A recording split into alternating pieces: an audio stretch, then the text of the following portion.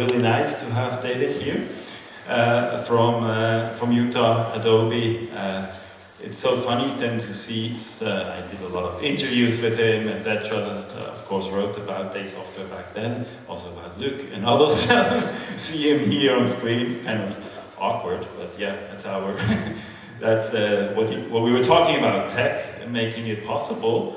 So now, let me go through here, because now we will, yeah, that was the fish I was thinking for David, because he actually got fished, right? So the big fat fish. And yeah, and now he's only like a Wikipedia, Day Software, the history. So now we are going to have our panel discussion at the end, so it's also where you can then intervene. So may I ask the panelists to join me here on stage? Thank you. So there is one more seat here.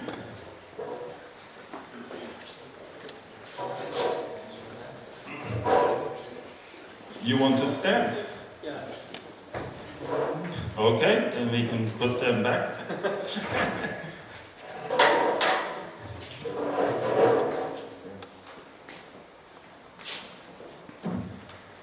So I can go from here so I can see. Gentlemen, hello.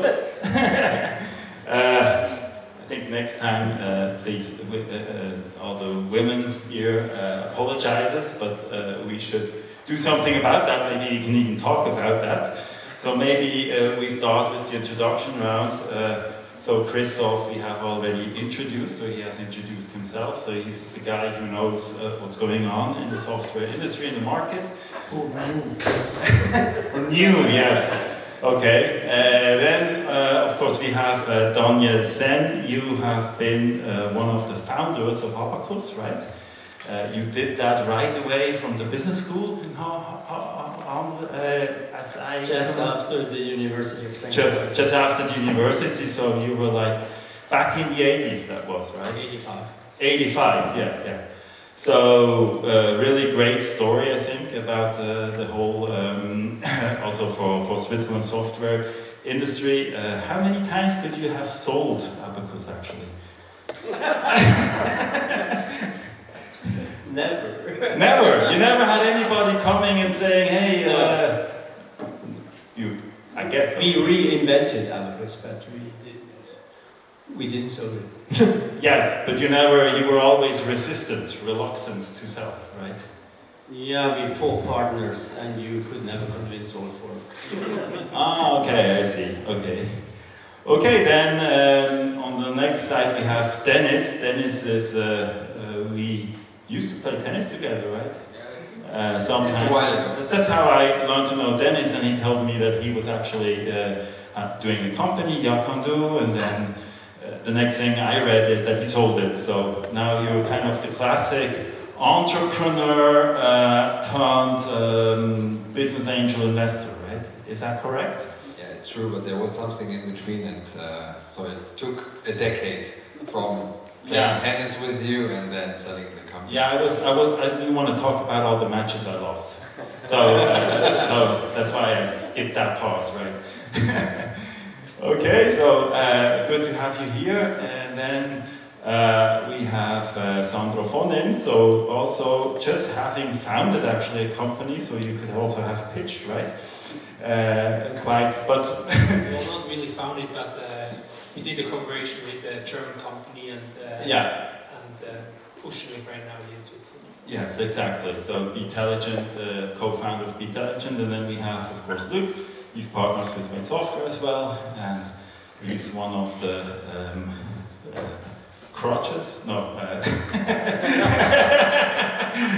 I'm a postman now. You're a postman now, yes.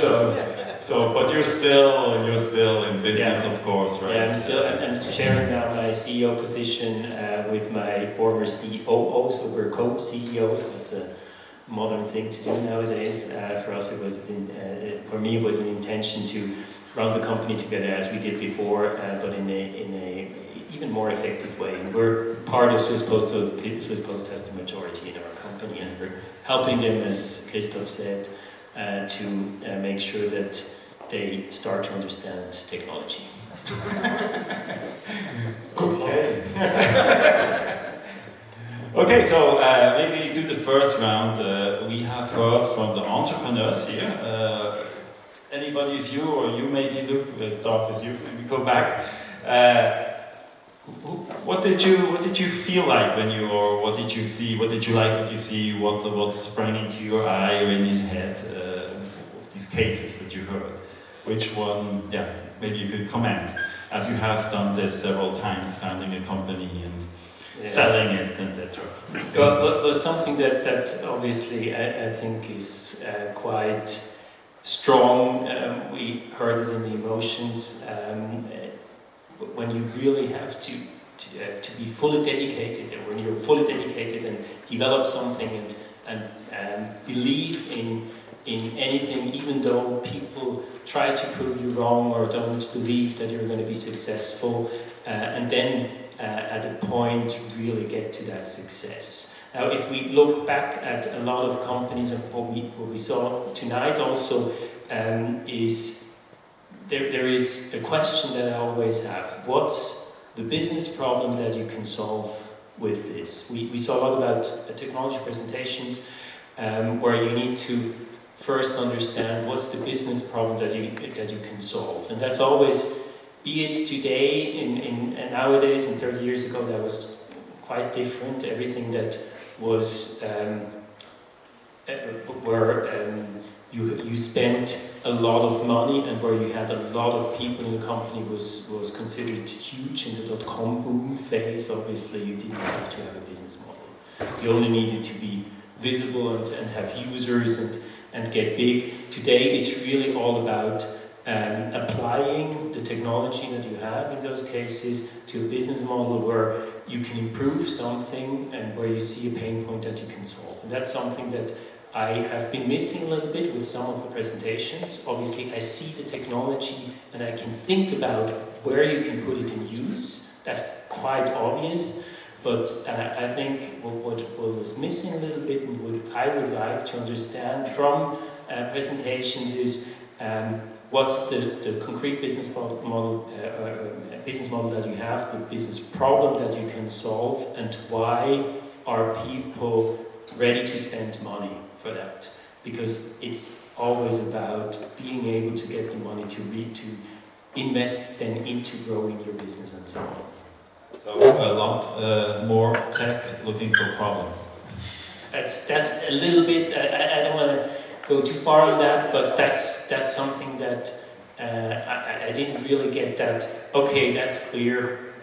There is a clear problem. You can apply this, and then you can make big money out of this.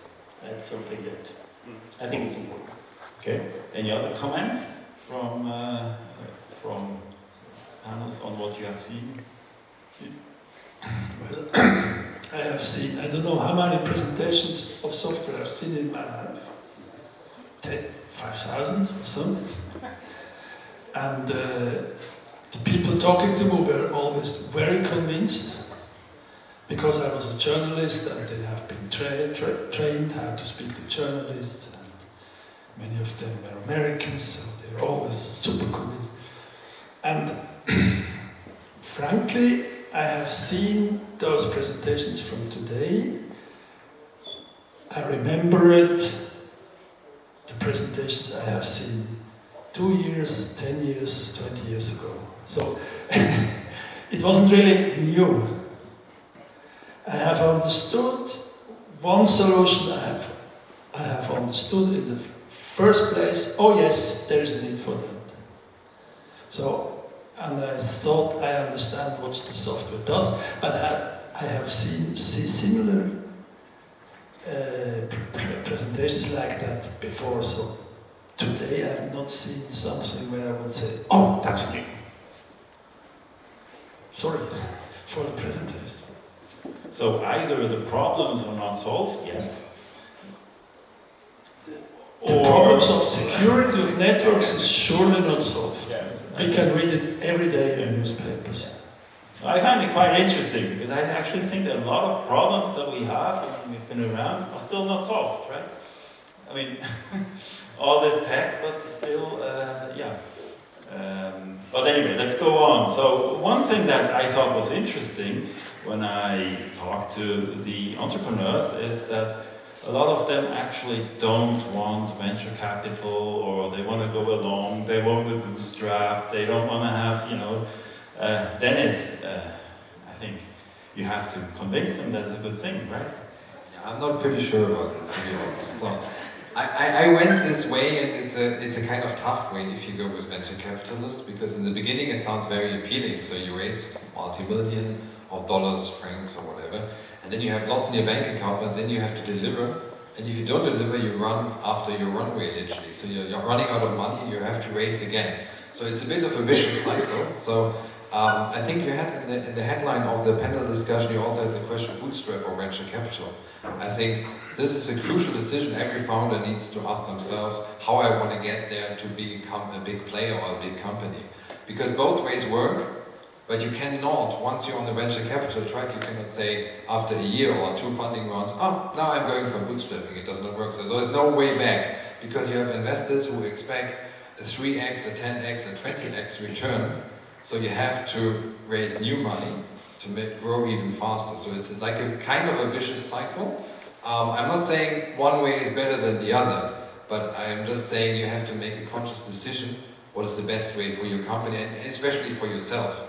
As a founder, I think one from the German side, what was his name, like, who came a bit late? Tim. Yeah, he said, I will never sell. So I will never, he was really like convinced. The second thing is, I think you were right, you were saying this. And this is one thing, but after also a couple of years, or a couple of months, you will realize sometimes you need money. So it's always like, you have to balance both. And I think what worked out in the 90s, and it's very impressive what Abacus built, like in a kind of bootstrap way, is much more difficult today, because you have competitors who raise money, and then you're competing with zero money against 5 million, 10 million. And so I think also the landscape has changed, and this you have to take into consideration. So you're saying once you do a sign with the devil, it's forever, right? Yeah, and you have to choose the right devil and to be the devil as well. Okay, so Abacus obviously didn't want to do the pact with the devil, never wanted. I mean, we're also other times. I mean, we tend to forget. I mean, all our wealth here, the companies, there were no startups like 100 years ago. It was normal, you just get money from a bank, which you don't get anymore, and you just start to do your business, right? And then pay your interests, basically, right? So, yeah, I would be curious about that.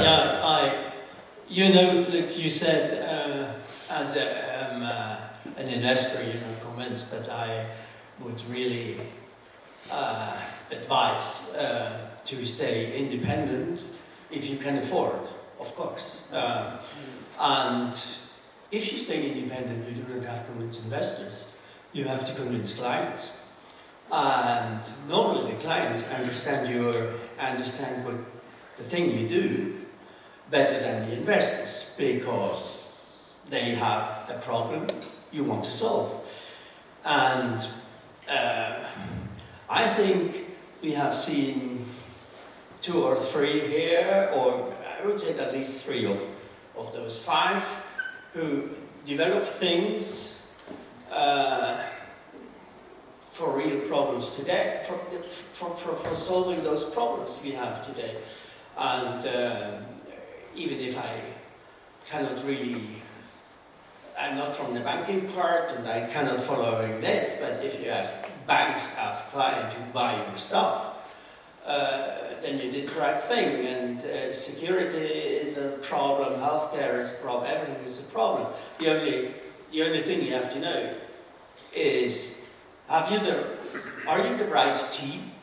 Does it fit together? Because it does not fit, you have to sell the company at the end. There's no other way. When we founded our company, my father said, "You 4, that will never work." And 20 years later, he said, "Okay, it works with you, but with nobody else. So, if you have the right partners, if you're convinced what you do, stay independent, and of course you grow slower, and it takes longer to get the money back. But you have a job that is really interesting and makes fun what you do. That's always in software, or not always, but a lot of times it's nice what you do, and it's interesting, it's a challenge. You're on the right way if you stay independent. I completely agree. But if you're not doing a biotech company or something. Just one question. I mean, maybe it's also a lack of ambition. You know, to stay like, you know, take the money and, you know, become big, right? That's some. I would say it takes more ambition to continue with all the problems you get on your way to get through that. It takes a lot of ambition. Okay, yeah, but you know, that's something, it's not my opinion, but something you hear, you know, that a lot of, that I heard at least back in the 90s, that it was said that a lot of Swiss software companies were just not ambitious enough. They just were just happy with what they did and didn't want to grow, didn't want to go on the world market, etc. You know, they were just like... You remember all those who went public? Yeah, of course. Where are they today? It's true, it's very true, yeah. May I comment something? I just checked the price when their software went public. They were paid 660 Swiss francs per share. When Adobe bought them, they paid 139 Swiss francs. So they were very ambitious, but some people also lost their money. Yeah, and they were even lower after the .com burst, right? I mean, they were something very low, yeah. Maybe just let me quickly also respond, because I'm not saying the investor's way is the one way. Obviously, I grew two companies where eventually, after a few years, we've added investors to it to then accelerate a certain growth, which then is something you have that investor, and it completely changes the way you run the company. So I think it's both ways are very valid ways. It really depends. There are certain topics that you can just hardly do without a lot of money, like biotech and stuff, obviously. In software, still today, you can do a lot without investors. And I definitely recommend don't get, get maybe some seed money from fools and friends and family, but don't get investors into your company before you're at the point where you really have a clear market proof and really have a clear traction to growth. And even then, it's obviously very difficult. So we went through tough times with both companies. The first company was 1 week before IPO, the .com bubble bursted, and we were lined up for IPO. So we did pre-marketing. 1 week later, we would have been listed with Autor, and the .com bubble went fully down. The bank advised not to go public at that time, and we had to crawl back, we had to restructure, we had to go through quite a lot of pain to then eventually be profitable again, and 2 years later sell the company to Ixos, which was sold to OpenText. So that was quite a lot of experience and we had to let go. I was personally in 50 at that time, and I was half the age of now, in 50 conversations with people that we had to let go, so termination conversations, which is super painful, which also led me to the point where I always say, try not to drive faster than your headlights shine. You can obviously get bigger headlights, but you need to have power for that again. So that's pretty much what I'm saying. Thank you. Sandro, you want to say something? Yeah, I think I also started myself without any investors, and I had a tough time. It was quite tough, and went to bed and through my mind went, where is my next opportunity coming? And I come to a point where I realized that I do need to have an investor, I need to have a collaboration, and I think if I retrospectively look at it, I think it was a good idea to do that, but at the end it's always a trade-off, and I think it's about also your personality. What is your ambitious and what are you targeting for? What is your vision? And I think for some people, as we heard, they are happy with a small solution which doesn't scale that much, being local, having a nice product in a niche. But I think there are certain products which you really need to scale, and you will come to a certain point where it's important to have investors in mind and collaborate with them. So let me ask, you talked about the vision, so I think we have two different people here. So Dennis, what was your vision? Jacando? Put it up and sell it.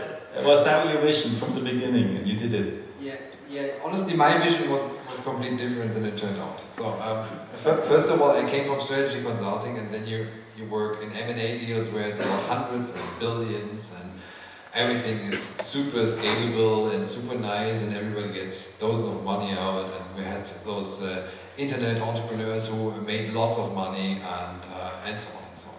And we were starting this company with the idea, yeah, let's do this. We are smart. We thought at least we were smart. And we were good in fundraising, honestly. We were really good in fundraising. But we had the dream, like, yeah, let's sell this company after 3 years. Honestly, the situation after 3 years was we had no money anymore on the bank account, so everything was gone. The co-founders came, like, he and me, we were like kind of in a fight, because you will agree, co-foundership is something like close to marriage. So you have to, it's a decision for life, and the difference is you cannot just get divorced because you have a shareholder agreement. So it's much more difficult to get out of it. Well, it depends how you marry, but yeah. Yeah, I know this as well, but this is a different story. But coming back to this, and we were like in 2015 with the situation, we had a business model which was not working. We had no money left in the bank account, and we had, like, honestly, a fucked up founder structure, because we both could not work anymore together. What we did is, the co-founder went out, and we went for the bootstrapping way for 2 or 3 years, until we had, and I fully agree with you, Luke, had like an MVP. We had a proof of concept. We had 60 clients paying for SaaS software. We had close to $1 million of revenues, where we say, okay, this is proof of concept. We know what we are doing. Clients are loving our product, and we can go for it. And then we did a Series A funding and went again in the venture capital trap, raise, however you want to call it. And then you exited. But that was actually the plan, right? I mean, even though... it came late, yeah. It came later, but the 11 plan... years is longer than 3. But the plan for starting the company was actually to build it up, and then... Yeah. That was to do that, right? Yeah. So I want to ask Daniel, do you remember when you started Abacus, did you have a vision, or was it just like, let's try this out, let's... Okay. I don't know, I mean... No. I will talk for me, okay? There was my partner Claudia, and we didn't know each other. We met occasionally. I understand. I did know programming. You know, I'm very old. I started programming on this. How do you call it? Punch cards in English? In German it's Lochkarte. So I came from there.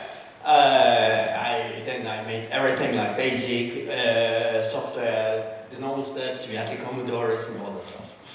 So, but I worked in a company, and just by accident, because somebody got very sick, I took over in this Thailand firm. I took over the payroll.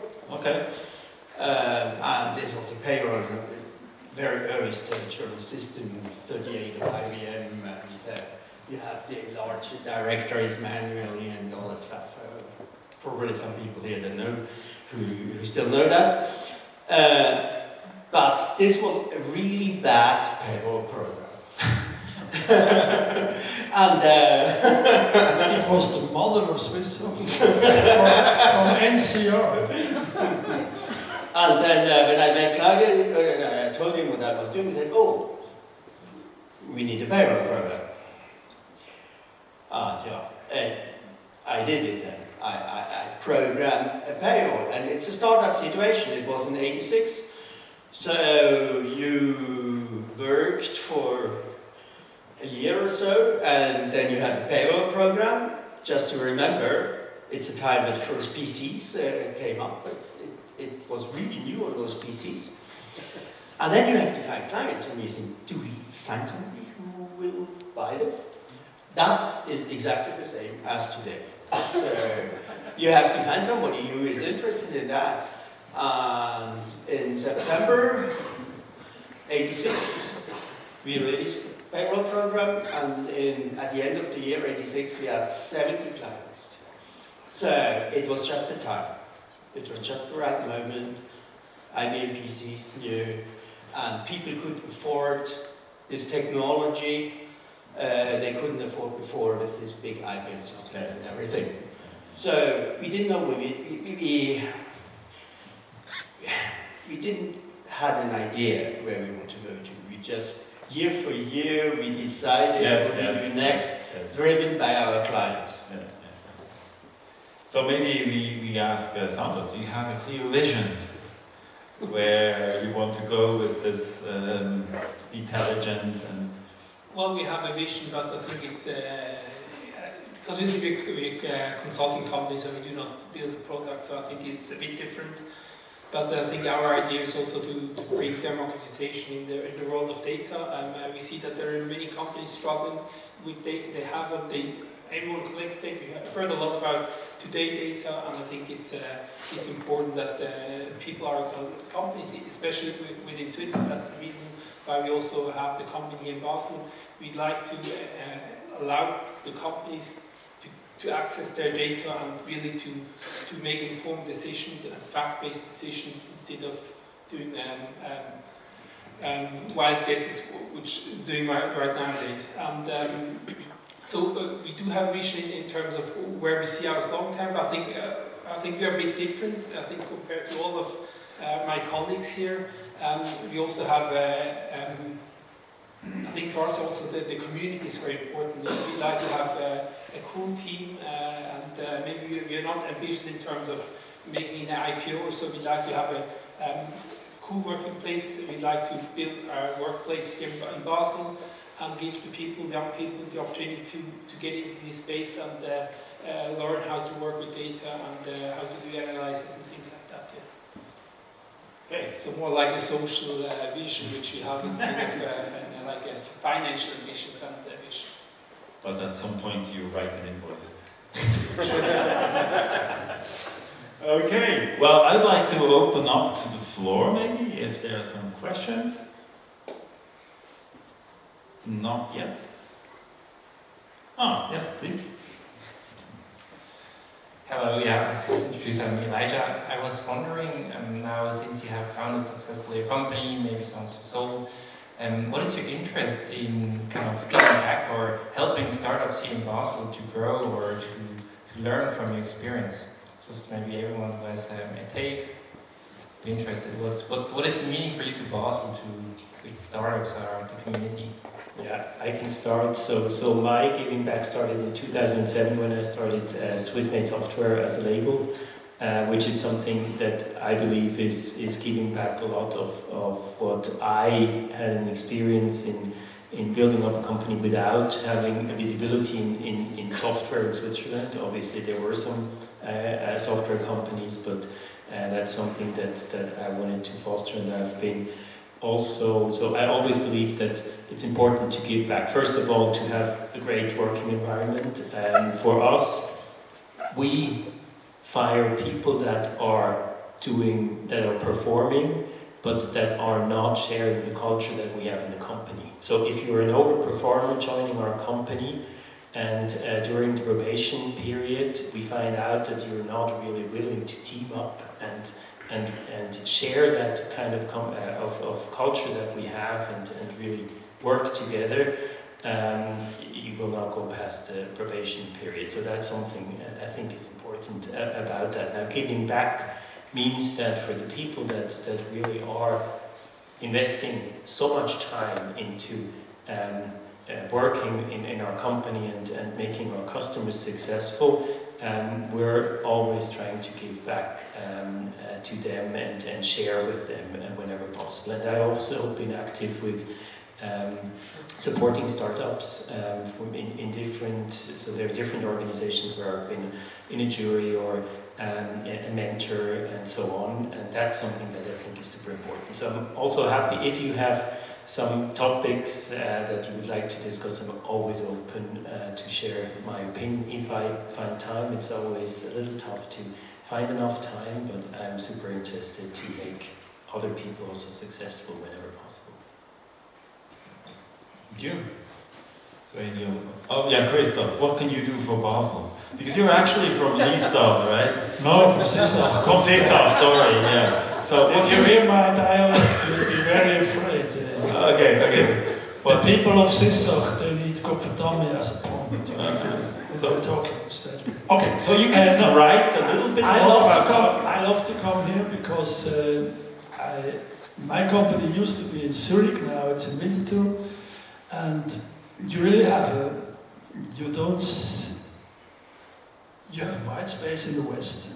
You see ETH and startup scene of Zurich, and maybe Winterthur, and then you see Lausanne and EPFL, but you don't see what happens here. And I love to come here with my old colleagues and competitors, and you see there's a lively world here, which you don't see, and I think it is very interesting.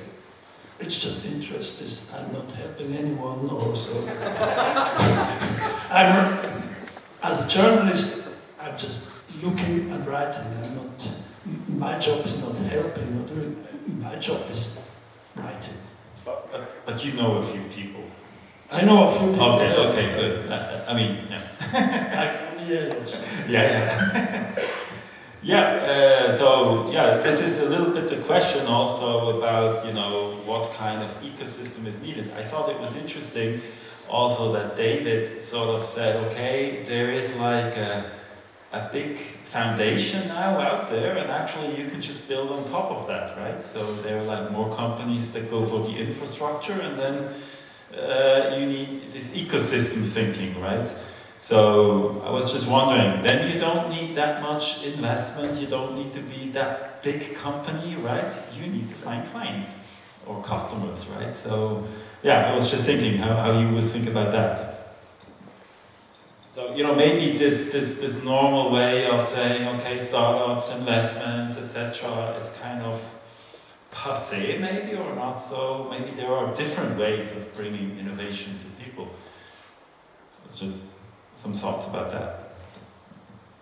Yeah, I think this is difficult to say because it depends always on the personal situation. I know a founder I just met just today in Zurich. She's 36 years old, just quit her job, but has a kid who's 15 years old.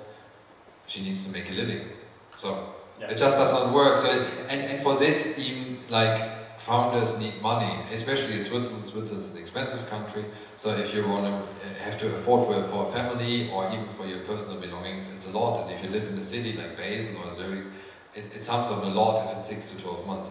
But I think also we have to differentiate between like crazy funding, and I know a competitor of my former company got an 8 billion valuation, like it's Personio, and they had 50 million of revenues. So there's a really mismatch and between earnings and size of the business and value, actual value and valuation, and between collecting money to grow. And I think this could be smaller amounts, it could be like the typical FFF money that you get in the beginning, that you get to get off the ground.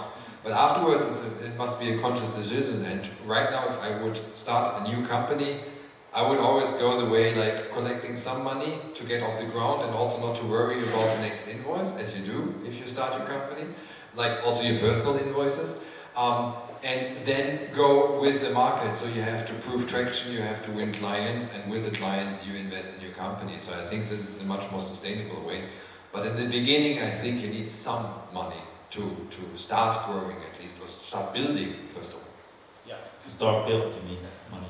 Okay, yeah, that's true. But then you need to give away equity, right? You Yeah, need a partner actually at the beginning more than just money, right? You need a partnership, business angel kind of type, right?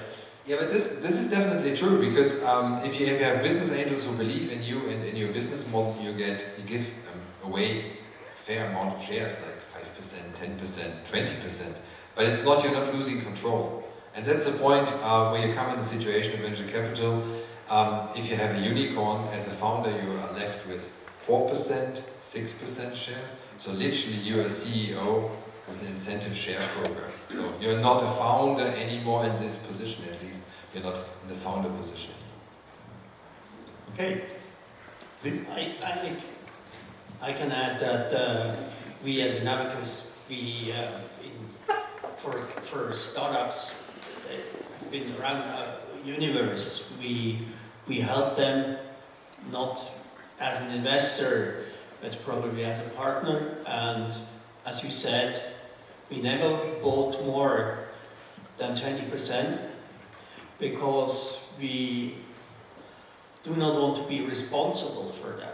We want to help them, and they probably work together with us and they solve us a problem. But I want that they have their own management, own responsibility, own decisions. Yeah, and this works out quite well, I have to say. So, choose your partner well is another advice. And probably if you really need the money, you can make a contract that you're able to buy your shares back for a certain price or something like that. There are really business angels and not only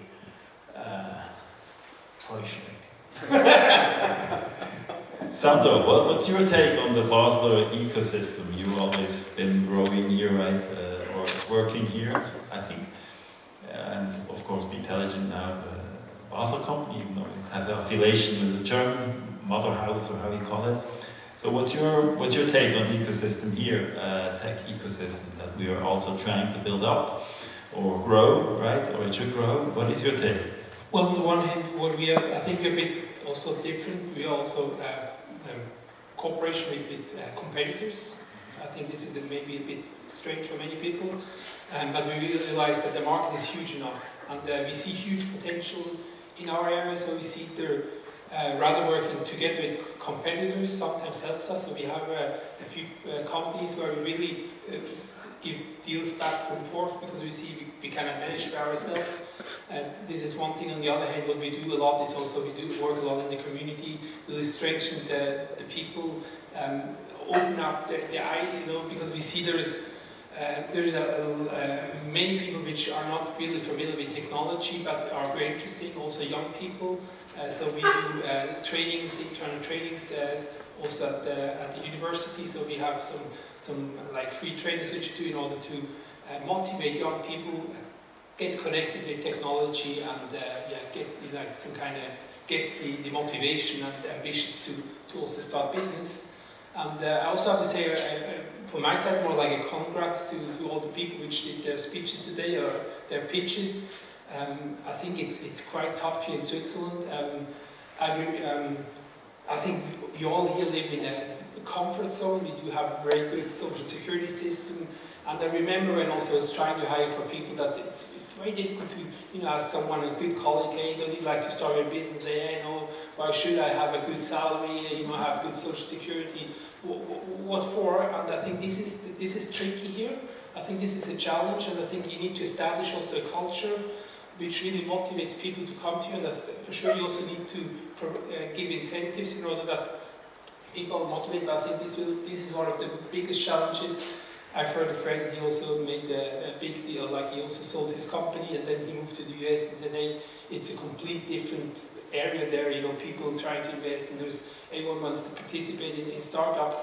I think there's many people here as well, but still I think it's difficult to find them. But I think I'm proud of all you doing such great stuff here, and creating cool products here, and looking forward to the future. Thank you. I mean, I couldn't have ended this panel better. So thank you very much. I think also thank you to you guys sharing your ideas, your pitches. Also, if there has been hopefully some constructive criticism. I think a lot of tech. I mean, what you see is good tech, but it's not a product yet. I think that's a big step. And I think there will be a buffet, so we can talk about this, I think, also individually. And I wish you a pleasant evening, and thank you very much, Christoph, Daniel, Dennis, Sandro, and Luc. And